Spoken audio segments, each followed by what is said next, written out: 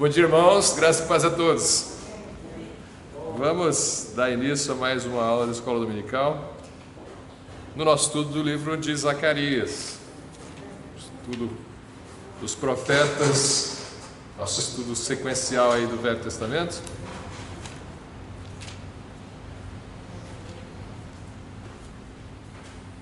Penúltimo livro do Velho Testamento, Zacarias, estamos no capítulo 3. Eu vou começar lendo os versículos 3 e 4 e em seguida a gente faz uma oração. Zacarias 3, versículos 3 e 4. Josué, vestido de vestes sujas, estava diante do anjo. Então respondeu aos que estavam diante dele, dizendo: tirai-lhe estas vestes sujas. E a Josué disse: eis que tenho feito com que passe de ti a tua iniquidade, e te vestirei de vestes finas. Daqui a pouco a gente continua. Vamos orar? Senhor Deus, obrigado pelos irmãos que vieram essa manhã para cultuar o Teu nome. Obrigado por esse dia bonito que nós temos e por podermos apreciar as Tuas Escrituras naquilo que foi revelado ao profeta Zacarias. Que possamos meditar sobre a visão, aprender mais sobre o Senhor, mais sobre a realidade espiritual que nos cerca, e com isso nos lembrarmos de que a cada momento devemos estar nos concentrando em obedecer ao Senhor e buscar mais a Tua presença, sabendo daquilo que nos cerca, do mundo espiritual, e também pensando nas promessas do Senhor para a Tua vinda, para a Tua restauração do Teu reino na terra, e também meditando sobre a pessoa de Cristo, que nos justifica, assim como esse texto que nós lemos, que tirou a nossa iniquidade e nos vestiu de vestes finas. Obrigado por isso, Senhor. Obrigado pelos méritos de Cristo na nossa salvação. Abençoe cada um dos irmãos, das suas famílias representadas aqui nessa manhã. Em nome de Jesus, também peço por aqueles que irão assistir pela internet. Amém, Senhor. Então, estamos aqui com o capítulo 3 de Zacarias, só relembrando aqui para os que vieram e também para os que não vieram na semana passada, né? Talvez você não viu o outro estudo de Zacarias que fizemos, já fizemos um estudo de Zacarias, está na internet se alguém quiser assistir no meu canal no YouTube, mas nós vimos 3 visões de Zacarias, um profeta que está em Jerusalém, na volta do cativeiro da Babilônia, naquele contexto de reconstrução do templo, né? O templo que havia sido deixado de lado a sua reconstrução. Então Deus estimula o povo a voltar a reconstruir o templo por meio do profeta Ageu e do profeta Zacarias, principalmente, além de outros, né? Mas você tem aqui esse contexto. E aí o governador era Zorobabel e o sumo sacerdote era Josué, este que nós lemos agora, né? Não é o Josué lá do Êxodo, é outro Josué, é um Josué da volta do cativeiro séculos depois. Então nós vimos 3 visões. A primeira visão era a visão de um anjo, do anjo do Senhor, que estava ali entre uns arbustos, ali numas murtas, né? Junto com outros cavaleiros. Ele estava montado num cavalo e você tem outros cavaleiros. Eles anunciam que estão passeando pela terra, observando como que a terra está, e a terra estava em paz. Só que isso não era muito bom, porque quem estava em paz eram os inimigos de Israel, né? Israel estava subjugado pelos seus inimigos. E aí o anjo do Senhor diz que haverá uma restauração do templo de Jerusalém, que essa situação vai mudar, Israel vai reconstruir o templo, e esse é o primeiro anúncio aí do anjo do Senhor. Depois ele tem, são visões noturnas, todas elas na mesma noite, tá? Todas essas visões que nós estamos falando dos primeiros capítulos de Zacarias acontecem na mesma noite. Zacarias com certeza não dormiu muito nessa noite aqui. Ele tem essa primeira visão, depois ele tem uma visão que a gente pode dividir em 2 partes: 4 chifres e depois 4 ferreiros. Aí está no final do capítulo 1, nós lemos. Ele vê 4 chifres que representam 4 nações que afligiram Israel, né? Que dispersaram Jerusalém. E depois os 4 ferreiros, que são 4 juízos de Deus contra estas nações aí que judiaram de Israel. E depois você tem um homem com um cordel de medir. Lá no capítulo 2, nós lemos rapidamente no final da aula passada. Vou dar uma lida aqui nos versículos 10 e 11 do capítulo 2 de Zacarias. Então, ele vê aí um homem com um cordel de medir, uma fita métrica, a gente diria hoje em dia, né? Uma fita métrica que ele diz que ele ia medir Jerusalém, e já pensando aí na reconstrução, na restauração de Jerusalém, promessas de restauração. E no versículos 10 e 11 ele diz assim: exulta e alegra, ó filha de Sião é Jerusalém, porque eis que venho e habitarei no meio de ti, diz o Senhor. E naquele dia muitas nações se ajuntarão ao Senhor e serão o meu povo, e habitarei no meio de ti, e saberás que o Senhor dos exércitos me enviou a ti. Está falando que o próprio Deus vai vir habitar em Jerusalém, e que os estrangeiros serão chamados de povo de Deus também. Já sempre enfatizamos isso aqui, é bom deixar claro, assim, para os irmãos saberem que muitas igrejas hoje em dia dizem que não existe mais um plano de Deus para a nação de Israel, que isso aí acabou, isso é coisa só do Velho Testamento, que não vai haver um milênio de Deus aqui na terra, em Jerusalém. Então existem diferentes visões a respeito disso. Então alguns grupos acham que não existe mais nação de Israel perante Deus, ele não está preocupado mais com Israel e nunca mais estará, né? Uns aqui vivendo como igreja, um dia Jesus volta, acaba tudo e pronto, né? É o fim do mundo. Nós cremos que sim, existe um afastamento de Israel da presença de Deus por causa da rejeição do Messias, né? Mas é temporário, que um dia Deus vai restaurar Israel vai se converter, os judeus vão crer no Messias e Jesus volta para Jerusalém, cumprindo este versículo aqui, né? Porque eis que venho e habitarei no meio de ti, diz o Senhor. Jerusalém não é a nossa igreja, né? Jerusalém não é o teu coração, Jerusalém não é o céu, Jerusalém é uma cidade, né? A Bíblia fala da nova Jerusalém que desce do céu depois lá no final dos tempos, né? Antes disso nós cremos que tem um milênio, que tem Jerusalém. Então você tem uma promessa de que o Senhor, aqui Jeová, né? O Senhor, lembro sempre na tua Bíblia, sempre que aparece Senhor com todas as letras maiúsculas, é diferente de Senhor só com a primeira maiúscula, não se esqueça disso, tá? Sua Bíblia aí em português tem às vezes Senhor só com a primeira letra maiúscula, às vezes tem Senhor com todas as letras maiúsculas. Quando tem todas as letras maiúsculas no Velho Testamento, é Jeová, é o nome próprio de Deus, né? Ou Jeová, às vezes eu falo Yahvé, né? Não sabem, porque a gente não sabe como é a pronúncia, existe muita disputa aí para saber como é que é a pronúncia correta. Mas então Jeová virá para morar em Jerusalém. Tá, ele promete isso. Então esse aí é o fim das visões, das 3 visões do capítulo passado, da aula passada, semana passada. Agora temos uma 4ª visão que começa no capítulo 3.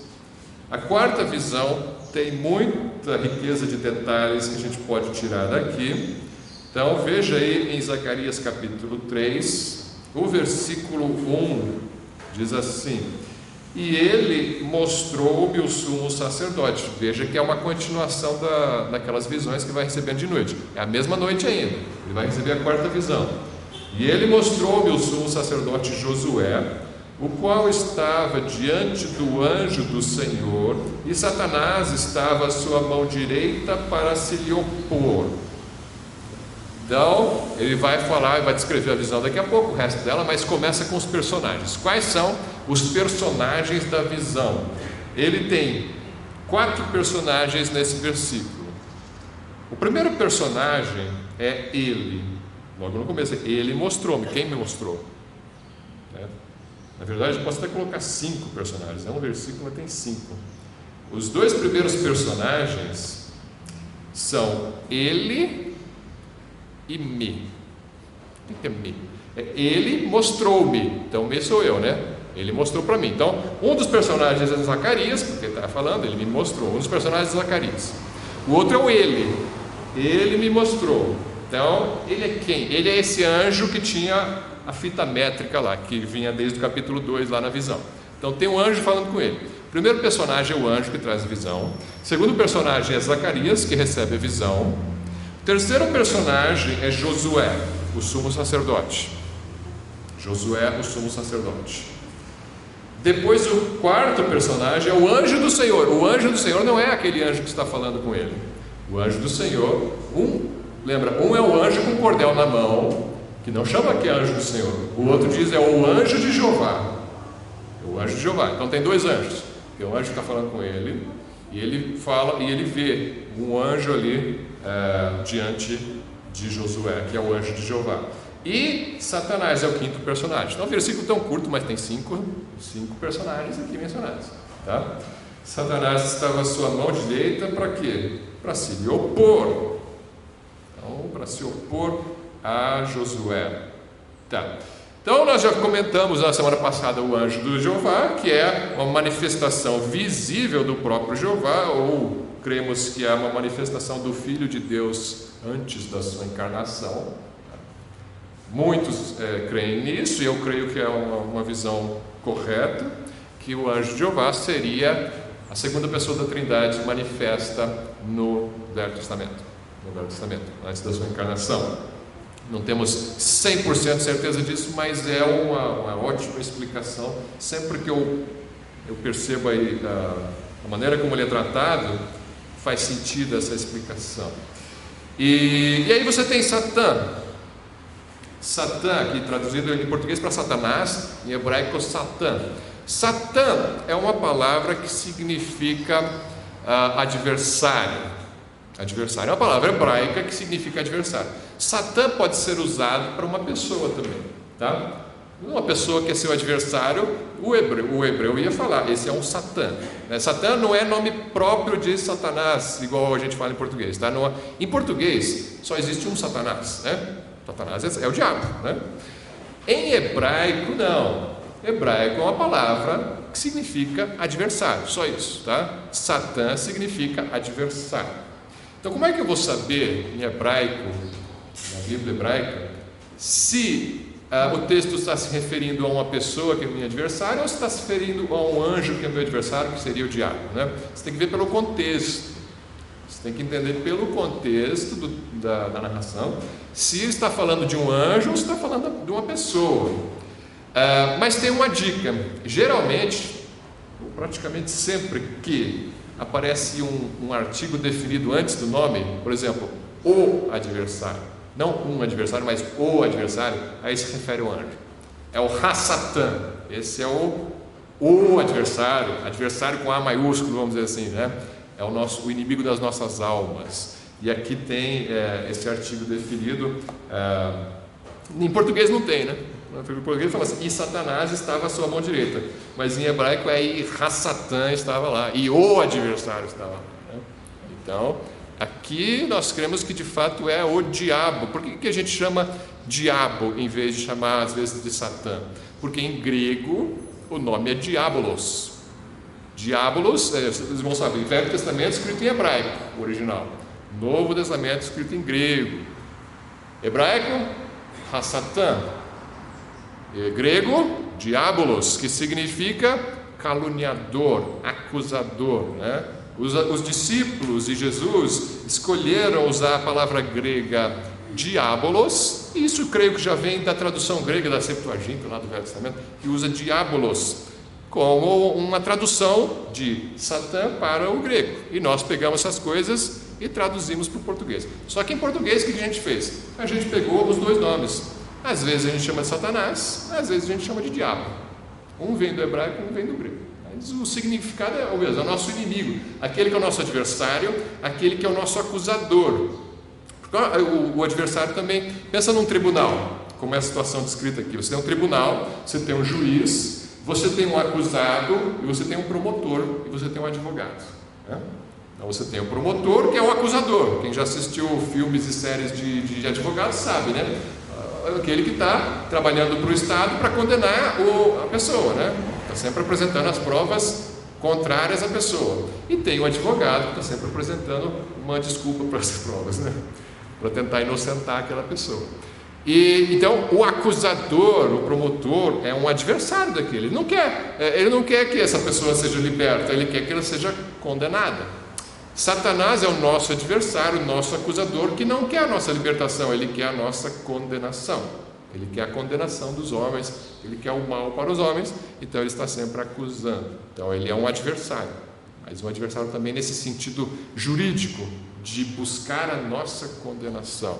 Esse é o interesse de Satanás, né? Então você tem esses personagens todos mostrados aqui, essa cena que se aparece diante de Zacarias ali, e Josué, o sumo sacerdote, representando a própria nação de Israel, tá? O sumo sacerdote Josué está representando a nação de Israel dentro deste julgamento, né? Ele como o cabeça, o sumo sacerdote, o principal ali, que seria usado por Deus para reerguer Israel após o cativeiro, Jerusalém após o cativeiro, né? E ele então está ali como representante. E Satanás não quer a reedificação de Jerusalém, então ele se opõe ao sumo sacerdote como quem se opõe à própria nação de Deus, né? Sobre Satanás como um adversário, a gente vê uma cena assim, parecida com essa descrita em Zacarias 3. Se você for dar uma olhada ali no Salmo 109, pode deixar marcado na sua Bíblia aí o Zacarias 3 se quiser, a gente vai voltar. Mas lá no Salmo 109, tem um salmo de Davi aqui, Salmo 109. Eu vou ler do versículo 1 até o 7.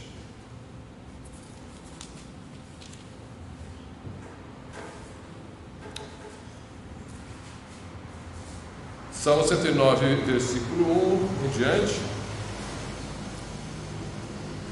Irmãos, pode encontrar aí. Ó Deus do meu louvor, não te cales, pois a boca do ímpio e a boca do enganador estão abertas contra mim. Tem falado contra mim com uma língua mentirosa.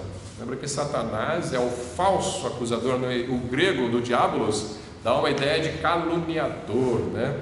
Ele é um promotor, mas que usa mentira também, né? Claro que ninguém pode mentir para Deus, né? Ele pode acusar a sua consciência, a tua consciência ele acusa com mentiras, né? Ele pode mentir para você ficar com um peso na consciência. Para Deus ele não vai mentir porque ele não é bobo, né? Ele sabe que Deus não vai ser enganado pelas mentiras do diabo, mas ainda assim ele nos acusa diante de Deus. Versículo 2: pois a boca do ímpio então, e a boca do enganador estão abertas contra mim. Tem falado contra mim com uma língua mentirosa. Eles me cercaram com palavras odiosas e pelejaram contra mim sem causa. Em recompensa do meu amor são meus adversários. Está falando de pessoas aqui, não está falando do diabo. Mas eu faço oração, e me deram mal pelo bem e ódio pelo meu amor. Põe sobre... Então, primeiro ele começa descrevendo a situação. Olha, tem traidores no meu meio, que eu amei eles, fiz de tudo por eles, e eles estão me apunhalando pelas costas, entre aspas, vamos dizer assim. Versículo 6: põe sobre ele um ímpio, e Satanás esteja à sua direita. Né? Está falando na oração para Deus, ele fala para Deus colocar um ímpio contra essa pessoa e coloca um adversário contra ele. Coloca Satanás à sua mão direita. Como Josué tinha Satanás à sua direita, o acusando. Aqui, o estranho é você ver Davi orando para Deus colocar Satanás à direita do seu adversário contra ele, né? Quando for julgado, saia condenado, e a sua oração se lhe torne em pecado. Sejam poucos os seus dias, e outro tome o seu ofício. Aqui já faz uma profecia para Judas. Se você for ler lá Atos, né, o livro de Atos, você vai ver esse texto sendo usado por Pedro para falar, olha, isso aqui se refere a Judas, né? Judas teve poucos dias, ele se enforcou, né? Ele morreu cedo, e outro tome o seu ofício, que foi Matias, né? Então Pedro usou isso aqui profeticamente. Mas também tem um sentido imediato ali de Davi com seus inimigos. Davi orando contra os seus inimigos, a gente chama esses salmos de salmos imprecatórios, né? Davi orando para Deus amaldiçoar alguém, coisa que eu espero que você não faça, né? Orar do jeito... Se você for continuar lendo esse salmo aqui, você vai ver que é forte, é muito forte. o mal que ele deseja para os seus adversários. Então por que Davi ora assim naquela época, né? Não é a maneira que nós devemos orar pelos nossos inimigos hoje, né? Jesus deixou bem claro para você orar a favor dos seus inimigos, né? Abençoar os que te amaldiçoam. Mas esses salmos ensinam como que Deus encara a impiedade. Sempre tem que pensar assim. O salmo está te mostrando como que Deus enxerga a impiedade, usando uma linguagem da época, uma linguagem do Velho Testamento, da dispensação que eles viviam naquela época, antes de Cristo, né? Antes da manifestação do Filho de Deus. E ele ora de acordo com o quê? Com a lei. O que a lei fala sobre falsos acusadores? Então, estou trazendo essas passagens por quê? Porque o nosso acusador, ele vai ser tratado conforme essa lei aqui. Deuteronômio 19, de maneira similar a essa lei, né? Deuteronômio 19 é a lei de Moisés. O que a lei de Moisés fala a respeito dos falsos acusadores? Então, Davi foi falsamente acusado. Então, o que ele ora? Ele ora para que a lei de Moisés caia sobre a cabeça desses falsos acusadores. E a lei de Moisés diz assim, Deuteronômio 19, versículo 16 a 21: quando se levantar testemunha falsa contra alguém para testificar contra ele acerca de transgressão, então aqueles 2 homens que tiverem a demanda se apresentarão perante o Senhor, diante dos sacerdotes e dos juízes que houver naqueles dias. E os juízes inquirirão bem, e eis que, sendo a testemunha falsa, que testificou falsamente contra seu irmão, far-lhe-eis como cuidou fazer ao seu irmão, e assim tirarás o mal do meio de ti. Percebeu? Assim, tem uma demanda. Tem 2 pessoas brigando no tribunal, um acusando o outro, e o acusador fala: eu quero que ele aconteça isso com aquele, eu vi ele falando mal do templo, que ele seja apedrejado, por exemplo, como fizeram outras vezes na Bíblia, né? Faz uma falsa acusação querendo a morte do outro. Era o que estava acontecendo com Davi, estava acusando ele, querendo a sua morte. Então, aí o que era para o sacerdote fazer? Era para eles investigarem bem o que estava acontecendo, e se descobrirem que a acusação era falsa, o que era para fazer? Aquilo que você queria para ele, agora eu vou fazer para você, seu falso acusador. Você queria que ele fosse morto, é você que vai morrer. E tão sério é uma falsa acusação, né? Então é assim que Davi ora ali no Salmo 109. Eles estão me acusando porque querem a minha morte, Senhor, mata eles, né?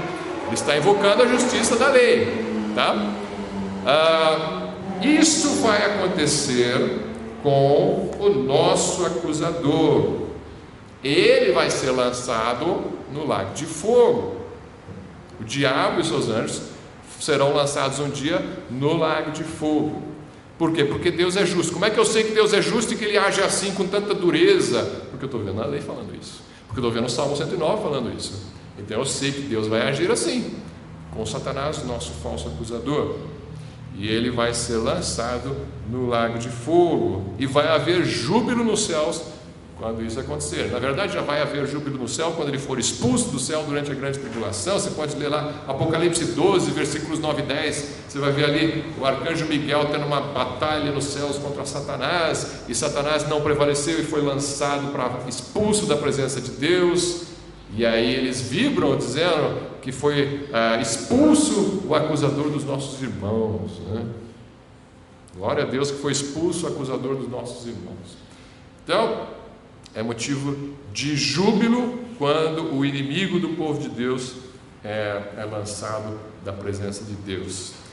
Esse mesmo inimigo, esse acusador que está lá no livro de Jó, né, capítulos 1 e 2 de Jó, ele aparece na presença de Deus acusando Jó, né? Acusando Jó. Ele é o acusador. Jó só te adora porque o Senhor dá tudo para ele, né?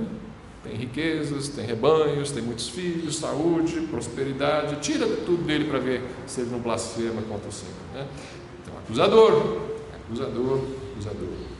O que o diabo estava fazendo com Josué? Estava escrito que estava à sua direita, né? Satã estava ali ao lado, no livro de Zacarias, voltando para Zacarias, você vai ver no capítulo 3, então Satã estava diante do anjo do Senhor, e Satanás à sua mão direita para se lhe opor. Isso é Zacarias 3:1.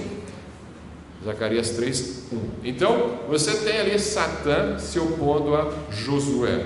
Por quê? Ele estava acusando, não diz aqui quais foram as palavras de Satã, mas com certeza estava dizendo: olha, Josué não é digno desse serviço, Josué não pode, Josué não presta. Estava se opondo. Esse aqui é um representante de Deus e um representante do povo, o sumo sacerdote, e Satã está ali acusando ele, para que ele não exerça o seu ministério. E aí o que acontece? A acusação de Satã era verdadeira ou era falsa? Eu falei que ele é um caluniador, ele é um mentiroso, é o pai da mentira, é um falso acusador. Lógico que ele faz tudo isso. No caso de Josué, a acusação era verdadeira ou era falsa? Bom, eu não sei quais foram as palavras de Satanás, então eu não posso assim julgar as palavras, mas o conteúdo em si, de dizer que Josué não era digno, isso eu posso observar. Josué era digno de estar na presença de Deus? Bom, esse eu tenho a resposta. Se você olhar o versículo 3 do Zacarias 3, ele diz assim, na mesma visão: Josué, vestido de vestes sujas, estava diante do anjo. Ele não era limpinho não era tão santo assim não. Josué, o sumo sacerdote, estava com vestes sujas. Então a argumentação do diabo até que não era tão falaciosa assim, não era tão falsa não. Ele de fato era sujo, de fato não era digno em si mesmo. Esse sujo aqui, eu chequei o hebraico dele, significa vestes manchadas de excremento. Não é qualquer sujeirinha não. Ele estava com as vestes manchadas de excremento, fezes, né? Então ele estava imundo, igual a gente. Isaías não fala que as nossas obras más são como trapos de imundícia? É isso que diz Isaías? Os nossos pecados são como trapos de imundícia perante Deus. É isso que Isaías fala? Não, o que ele fala? Nossas obras de justiça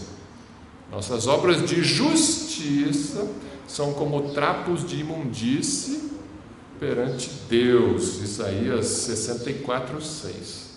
Não são as nossas más obras. As nossas más obras então nem se fale, né? Aquilo que você faz de bom fora de Cristo, em si mesmo. Aquilo que você faz, vamos dizer, o sujeito é muito bom, faz muita caridade, mas ele não crê em Cristo, ele não faz para a glória de Deus. Ele faz porque é bom, né? Quero reencarnar melhor, sei lá, a motivação que ele tem, ou ele tem pena do outro. Coração bom, né? Bom nada, bom pra gente, mas perante Deus não é bom não. Por quê? Porque a pessoa é pecadora. Deus não aceita obras que não sejam feitas em Cristo, por Cristo, para a glória de Deus Pai. Então, e para a glória de Cristo, a glória de Deus. Este é o propósito do ser humano, viver para a glória de Deus. Você vive para a tua própria glória, não tem mérito nenhum perante Deus, isso é imundo. Tudo que o ímpio faz é imundo perante Deus. Não interessa se perante nós parece ser bom ou parece ser ruim. Se a pessoa é um ímpio e não foi justificado, o que ele faz não tem valor para Deus. O que ele faz não vai ter recompensa na eternidade. O que ele faz vai ser esquecido perante Deus, porque ele vai ser condenado porque ele é ímpio. Costumo dar esse exemplo aqui, volta e meia, para deixar isso bem claro. Imagine o traficante que pega teus filhos e que alicia para o crime, e que mata, e que corrompe, né? Destrói a sociedade, destrói as pessoas, mas ele dá ali um saco de arroz para alguém que está precisando. Você acha que isso aí tem algum valor perante Deus? Não tem. Então, é que a gente coloca assim, o traficante, mas é eu e você também, a mesma coisa, né? Na natureza, o homem natural não pode agradar a Deus. O homem natural é carnal, essa é a nossa natureza. Mas então você tem Josué no mesmo estado, salpicado de fezes, excremento, né? A Bíblia é bem explícita no original sobre isso. Nossa tradução, a gente coloca mais suave assim, sujos, né? Vestes sujas, fica menos forte, né? Então, em português, o pessoal colocou vestes sujas.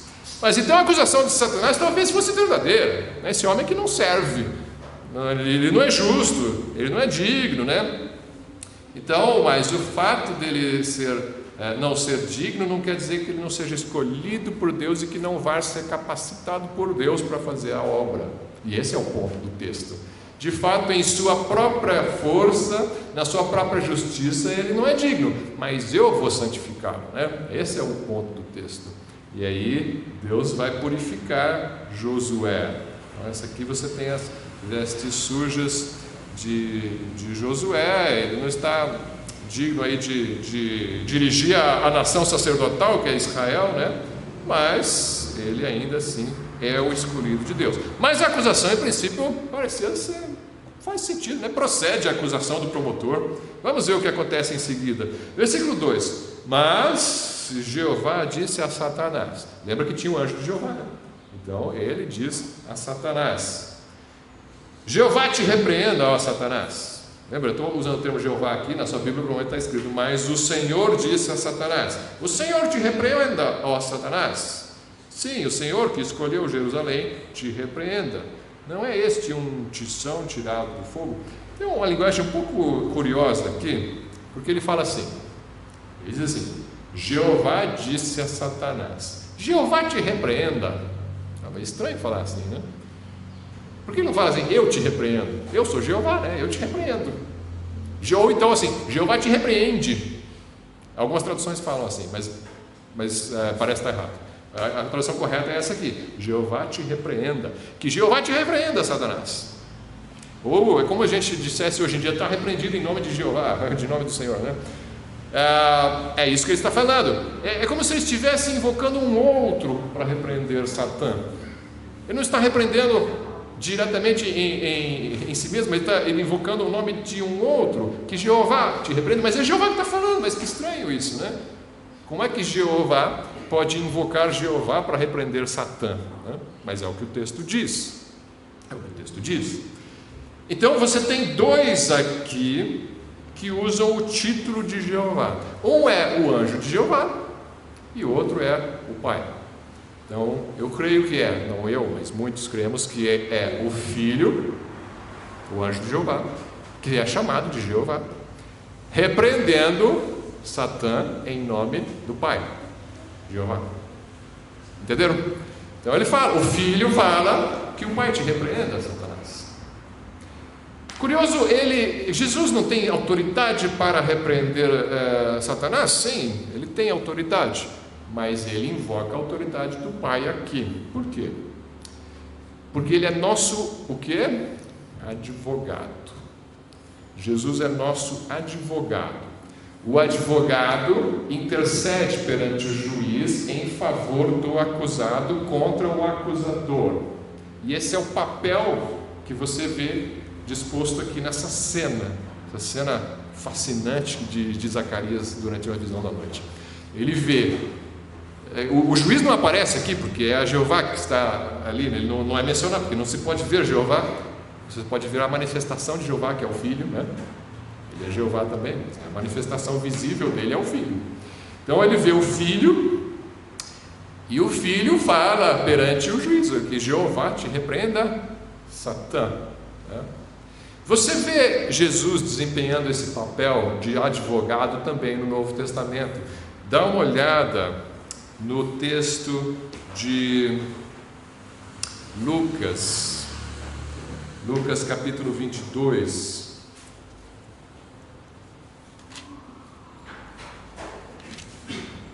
Lucas 22, versículos 31 e 32, vamos ver.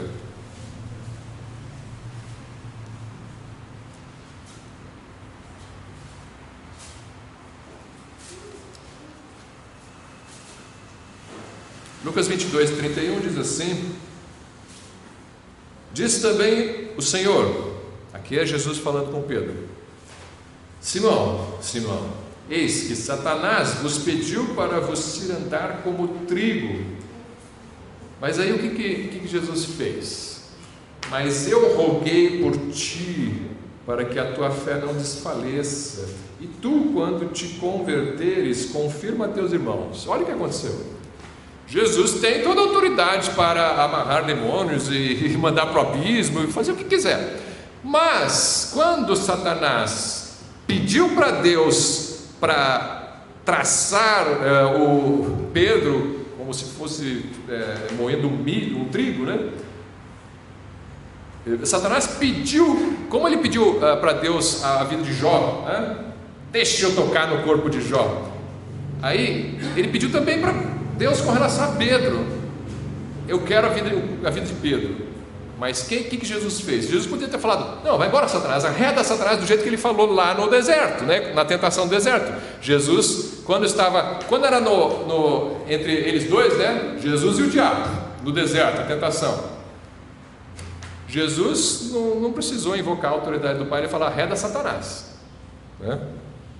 Ele mesmo expulsa em seu próprio nome Satanás, né? No face a face ali com Satanás, ele expulsa Satanás em seu próprio nome, ele tem essa autoridade. Mas aqui, quando a coisa era com Pedro, Jesus age como um advogado, ele fala com o Pai: mas eu orei por você, Pedro, eu orei para que o Pai preservasse a fé de Pedro, mas eu roguei por ti, para que a tua fé não desfaleça. Eu não roguei para o diabo: diabo, por favor, não tente Pedro. Não é isso, ele rogou para Deus. Jesus falou para Deus: Senhor, não deixa Satanás destruir a fé de Pedro. Então Jesus age como um advogado perante o juiz Jeová. Você tem também 1 João, um texto bastante claro sobre isso, né? O mais usado geralmente, 1 João capítulo 2, versículo 1.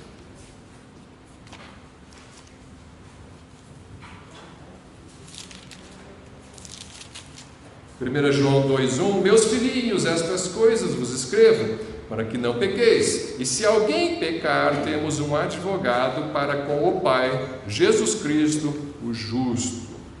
Ele é justo, não somos nós. É que o processo com Deus é um pouco diferente, né? Jesus não vai falar para o Pai: olha, o Érico não pecou. Eu defendo o Érico não pecou. O Érico pecou, mas eu morri por o Érico, né? Então, essa argumentação um pouco diferente do tribunal, né? A dívida dele já foi paga, né? O Érico sim pecou, mas a dívida do Érico já foi paga, né? Então, mas Jesus é o advogado, ele age como um advogado nesse processo aí, né? Você tem um texto em Judas muito parecido. Estou passeando por vários textos assim, mas é porque estão todos relacionados com aquele versículo que a gente está vendo em Zacarias 3. Em Judas, no livro de Judas, versículo 9, você tem um texto misterioso falando sobre o arcanjo Miguel discutindo com Satanás. Judas, versículo 9, penúltimo livro da Bíblia, né? Judas, versículo 9. Mas o arcanjo Miguel, quando contendia com o diabo e disputava a respeito do corpo de Moisés, não ousou pronunciar juízo de maldição contra ele, mas disse: o Senhor te repreenda. Só esse versículo aqui é para ilustrar. Esse versículo foi inserido aqui no livro de Judas para ilustrar a maneira como nós devemos nos referir às autoridades angelicais. Você não deve desprezar nem se ensoberbecer perante autoridades angelicais, sejam elas boas ou más, seja ela um anjo do Senhor, seja ela um anjo do demônio ou o próprio diabo, né? Então você tem aqui, ele mostra um respeito do próprio arcanjo Miguel com relação ao poder do nosso adversário, que é Satanás, e ele não ousou colocar, como ele diz aqui, não ousou pronunciar juízo de maldição contra ele em seu próprio nome, diretamente, né? O arcanjo Miguel não falou: Satanás, eu te amaldiçoo. Não, ele diz: que o Senhor te repreenda. Parecido com o que o anjo do Senhor falou lá em Zacarias: Satanás, o Senhor te repreenda, né? O arcanjo Miguel também usou das mesmas palavras. Quando nós estamos em um confronto, por exemplo, com alguém que está endemoniado, você não vai falar com o demônio em seu próprio nome: eu te expulso porque eu sou... Quem é você? Você não é ninguém. Então, você invoca, suplica o poder do Senhor Jesus, né? O poder de Deus. E aí sim você repreende, mas em nome do Senhor, na autoridade do Senhor, não na sua. Não confie em si mesmo para encarar o diabo. Eu espero que não, senão vai tomar uma surra, né? Mas sim, no poder de Cristo, sim. A autoridade do Senhor, sim. E aqui você tem então o arcanjo Miguel usando as mesmas palavras que o anjo do Senhor usa lá em Zacarias 3. Por causa disso, porque o arcanjo Miguel usou as mesmas palavras que o anjo do Senhor usou lá em Zacarias, alguns teólogos acham que o anjo do Senhor de Zacarias é o arcanjo Miguel, e que o arcanjo Miguel é o Senhor Jesus. Então eles vão dizer, Jesus na verdade é o anjo do Senhor e ele é o arcanjo Miguel. Eu acho isso uma confusão. A Bíblia em lugar nenhum diz que Jesus é o arcanjo Miguel, e mais, se ele fosse o arcanjo Miguel, Judas não estaria chamando ele de arcanjo Miguel aqui, estaria chamando de Jesus, né? Todo mundo conhecia ele como Jesus no Novo Testamento. Não ia falar o arcanjo Miguel quando contendia com o diabo, ia falar Jesus quando contendia com o diabo, né?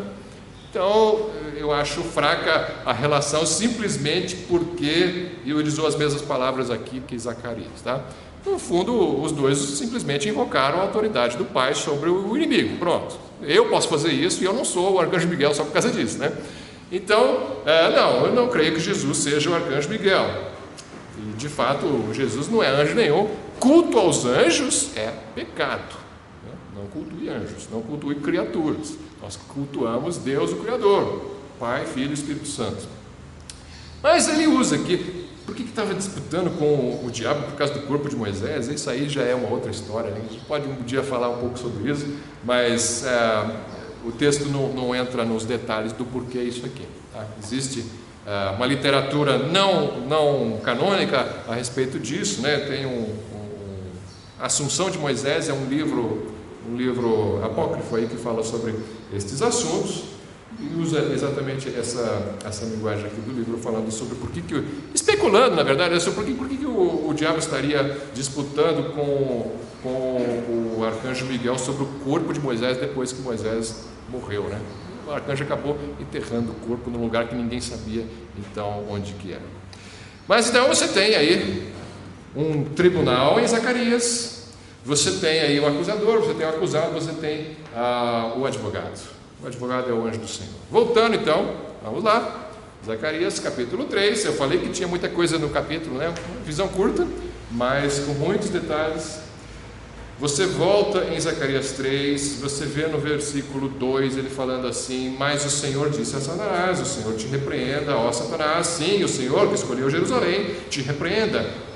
Não é este um tição tirado do fogo? Bom, o Senhor escolheu Jerusalém, Deus escolheu, assim como o sacerdote, Deus escolheu uma nação imunda também. Ele purificou essa nação, mas a nação não era boa, né? Não escolheu Israel porque Israel era melhor do que os outros. Ele também não escolheu a nós porque nós éramos melhores do que os outros, né? Ele escolheu pessoas imundas, ele escolheu o sumo sacerdote imundo, ele escolheu uma nação imunda, mas ele escolheu e purificou. Esse é o ponto. Ele escolheu, predestinou, escolheu, chamou, transformou, purificou, limpou, né? E aí a pessoa fica santa e pura perante o Senhor para o serviço. Não, esse é um tição tirado do fogo. Tição tirado do fogo refere-se a um sobrevivente do cativeiro, né? Ele veio lá da Babilônia. Aquilo era um fogo, né? Uma fornalha. Ele foi como um tição, uma brasa, um carvão tirado desse fogo. Tem outros textos aí, por exemplo, Amós 4:11 fala sobre essa linguagem também de tição tirado do fogo. É essa a ideia, tirado do juízo de Deus. Ele tirou, ele sobreviveu, ele é um remanescente de Israel, um remanescente, e ele então está aí perante nós. Versículo 4, então respondeu, né, aos que estavam diante dele, dizendo, aqui é o anjo do Senhor falando, tirai-lhe estas vestes sujas. E a Josué disse, eis que tenho feito com que passe de ti a tua iniquidade, e te vestirei de vestes finas. É isso que Deus fez com cada um de nós que cremos em Jesus Cristo. Tirou vestes salpicadas de excremento e colocou vestes finas. Você só pode se apresentar perante Deus com vestes finas. No céu, ninguém vai se apresentar com vestes imundas, vestes com excrementos. Não. Todos serão aquela noiva pura, ornamentada, né, adornada para o seu noivo, né? A igreja é pura. Não, mas e todos os pecados, todos os erros das igrejas, tanta coisa injusta que é feita, sim, Deus está vendo tudo, Deus está tratando tudo, mas quando chegar perante o Senhor, não vai ter noiva suja, não. Os pecados são apagados, né? São lançados lá no fundo do mar, né? Deus não vai se lembrar disso na glória, porque foi tudo purificado. Isso é tratado aqui, né? Isso é tratado aqui. Deus disciplina, Deus castiga, mas na glória você vai receber recompensa se você for mais fiel. Mas sujo perante Deus ninguém vai estar. Sujo ninguém vai estar. Não vai sobrar sujeira, até um pouco de excremento aqui, manda ele para o purgatório. Não tem isso. Jesus não conseguiu limpar muito bem essa roupa aqui com o sangue dele, mas vamos deixar ali queimando um pouquinho no purgatório, que aí purifica o resto. Não tem isso. Ele tira Josué, não tem meritocracia aqui do Josué. Ele merece nada, ele está com a roupa toda cheia de excremento. Tira tudo e põe vestes finas. É assim que Deus faz, é assim que Deus lida com o pecado. Tira o sujo, coloca o limpo, né? Tira a nossa iniquidade e imputa ou coloca a justiça do seu Filho Jesus sobre nós. Aí você pode fazer suas boas obras que Deus vai se agradar, né? As más obras de gente que está imunda, não. Isso aí é trapo de imundície. Mas gente que trabalha com vestes limpas, né? Aí é diferente, aí Deus reconhece. É feito no poder do seu Filho Jesus, né? Um pouco difícil explicar isso para as pessoas, né? As pessoas têm essa ideia da meritocracia, né? Se Deus achar que eu mereço, eu vou para o céu, né? Se não achar, então paciência, né? Passa uma temporada no purgatório, né? No inferno ninguém vai reconhecer que vai, né? É justamente o contrário. Para você conseguir ir para o céu sem passar pelo purgatório, primeiro você tem que reconhecer que você merece o inferno e não o purgatório. Eu e você não merecemos purgatório, nós merecemos inferno. Se você reconhece que você merece inferno, você busca trocar de roupa para ir para o céu, pulando o purgatório. Não tem purgatório. Essa é a teologia bíblica. Depois ele fala assim, versículo 5: E disse eu, ponham-lhe uma mitra. Engraçado, disse eu, né? Eu não tinha me tocado, eu estava achando, quando eu li o texto, eu achava, não, aqui é tudo o anjo do Senhor falando. Não, agora é Zacarias, ele está se intrometendo ali na história. Disse eu, põe-lhe uma mitra limpa sobre a sua cabeça. Parece que esqueceram de colocar a mitra, né? Vai trocar a roupa, ficou tudo chique. Mas põe uma mitra. Mitra é o chapéu que o sacerdote usava, né? O sumo sacerdote usava para serviço do Senhor, era uma mitra. Eles e puseram uma mitra limpa sobre a sua cabeça. Ele ficou tão empolgado, Zacarias, né, que estava vendo aquela cena. Olha, ele ficou limpo. Põe a mitra na cabeça. Ele é sumo sacerdote, ele é digno agora, porque ele foi justificado pelo anjo do Senhor, né? É Cristo. E puseram uma mitra limpa sobre a sua cabeça e vestiram-no das roupas, e o anjo do Senhor estava em pé. O anjo do Senhor... Tem uma hora que você tem que ficar nu. Tira tudo, né? Tudo sujo. Não sobra nada de você ali. Não vai misturar roupa suja com roupa. Eu não quero ficar nu, eu quero um pouco do meu aqui, e aí põe o limpo junto, né? Não é assim que Deus faz. Tira tudo, fica nu, não sobra nada da sua carne, do seu velho homem. Esse foi crucificado com Cristo, morto, e põe a justiça de Cristo. Agora você é um santo. Não existe gente meia boca no céu. É santo no céu e é ímpio no inferno.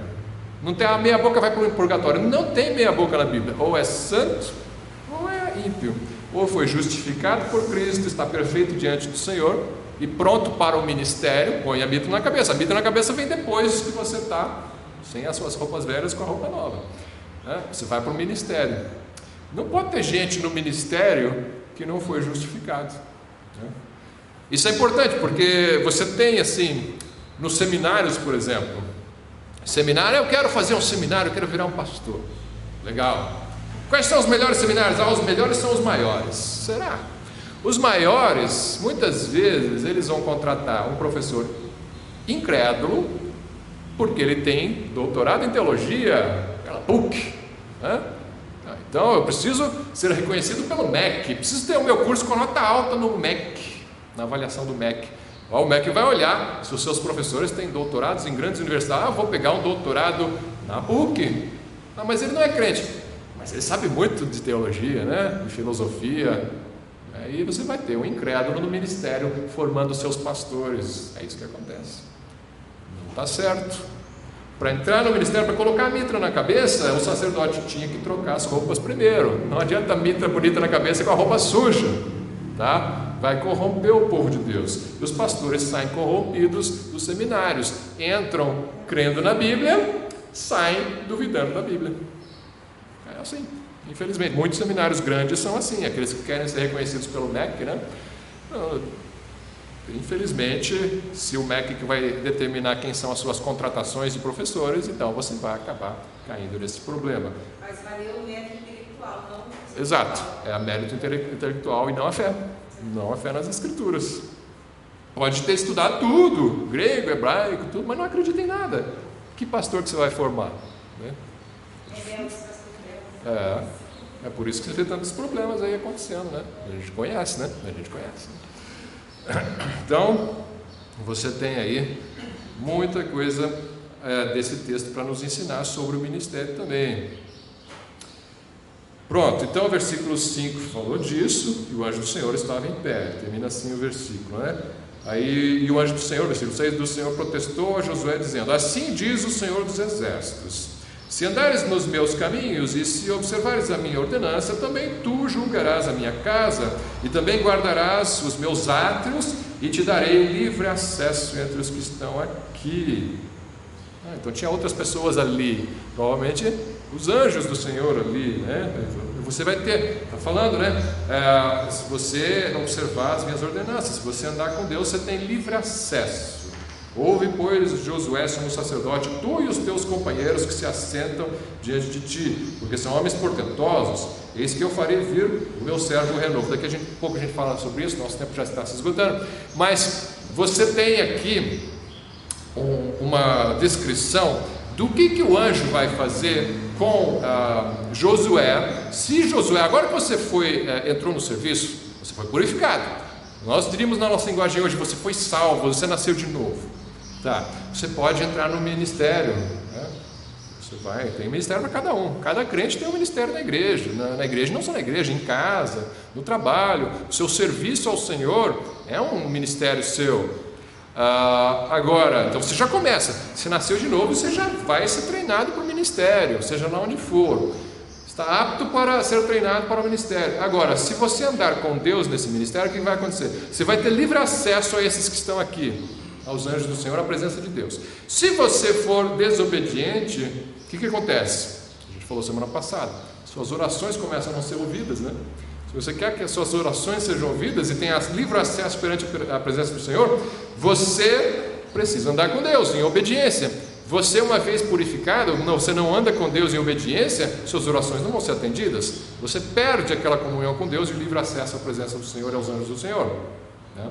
Não vai perder a salvação, mas você perde sim essa bênção, né?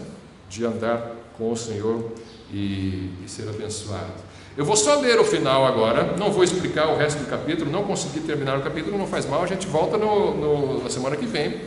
Eu vou ler o final para os irmãos irem pensando. Então ele falou de um renovo aqui, no versículo 7, né? Não, no versículo 8, ele fala: ouve, pois, Zacarias 3:8, ouve, pois, Josué, sumo sacerdote, tu e os teus companheiros que se assentam diante de ti, porque são homens portentosos. Está falando provavelmente dos outros sacerdotes de Israel. Eis que eu farei vir o meu servo, o renovo. Fala de servo, fala de renovo. São duas pessoas? Não, é uma pessoa só. Meu servo, o renovo. Quem é este? Porque eis aqui a pedra que pus diante de Josué. Sobre esta pedra única estão 7 olhos. Eis que eu esculpirei a sua escultura, diz o Senhor dos Exércitos, e tirarei a iniquidade desta terra num só dia. Naquele dia, diz o Senhor dos Exércitos, cada um de vós convidará o seu próximo para debaixo da videira e para debaixo da figueira. Muitas coisas aqui, irmãos, não consigo terminar hoje. Por quê? Eu tenho o renovo, o servo, eu tenho a pedra, eu tenho 7 olhos. Já viu uma pedra com 7 olhos? O que são isso? Esses 7 olhos, né? Vamos ver. 7 olhos numa pedra, e você tem também uma figueira e uma videira. Muita coisa para falar, né? Então vamos deixar, se Deus quiser, a gente retorna a isso. Vamos orar para Deus nos abençoar no restante do dia. Nosso Deus, obrigado mais uma vez pelo estudo que nós tivemos. Tão rica a Tua palavra, tantos detalhes, tantas coisas que trazem para nós memórias daquilo que muitas vezes nós passamos com o Senhor, e muitas vezes nós refletimos a respeito de situações em que sentimos-nos acusados e nossa consciência pesou, mas nós lembramos que o Senhor morreu por nós. E é maravilhoso encontrar essas comparações com aquilo que aconteceu com os Teus servos no passado. Eu peço, Senhor, que isso sirva para fortalecer a nossa fé no Senhor e nossa diminuição da autoconfiança, da confiança em nós mesmos, que nós caminhemos, sim, confiantes, sim, com cabeça erguida, mas porque o Senhor está conosco, porque o Senhor é a nossa bandeira, o Senhor é o nosso Salvador. E quando eu digo cabeça erguida, eu digo somente nesse sentido, e não em sentido de orgulho, mas no sentido de confiar no Senhor, que o Senhor vai nos guardar, que o Senhor vai acompanhar nossos passos, que o Senhor vai nos defender contra o acusador. Abençoa mais uma vez o restante do dia e o culto que nós teremos logo mais à noite. Em nome de Jesus, amém.